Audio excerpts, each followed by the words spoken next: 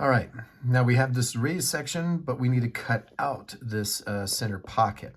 So with that, again, we're going to go back to our Path Pilot, and in our settings, let's go ahead and work on this. When we do the drill tab, we should already have our 121/44 in terms of our X and Y centers.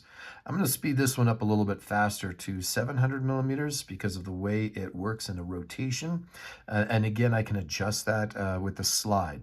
However, with my pocket, I'm going to have a 45.7 millimeter diameter.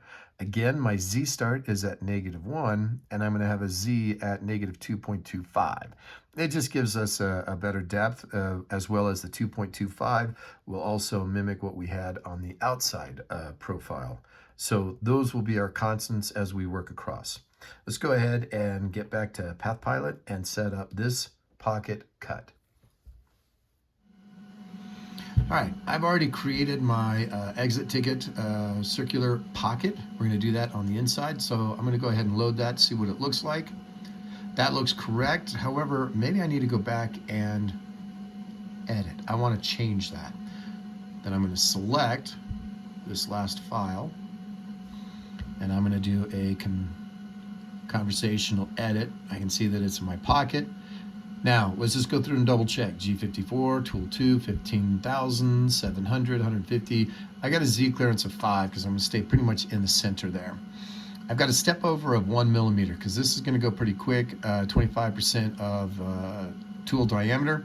However, I'm going to go a little bit less, a 0.8 depth of cut. Again, my Z start is -1. I'm going to go a depth of 2.25. But my inner pocket is 4.7 millimeters in diameter. And again, in terms of my drill pattern, I'm still at my X at 121 and my Y at 44. When I save, I need to make sure I'm in the pocket tab, and anytime that I'm changing, finish, close, whatever it might be, then hit my save, and then I'm going to go ahead and hit close. Now I'll come back to my main.